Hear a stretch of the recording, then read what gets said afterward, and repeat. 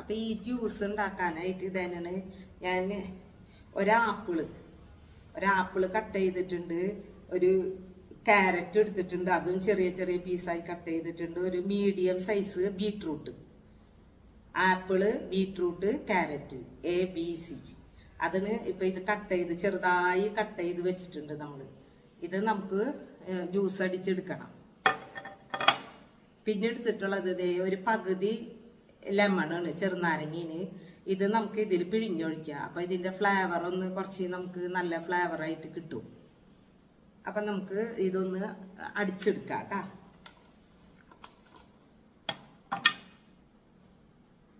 ഇത് ഇതിലേക്ക് ഇടാം.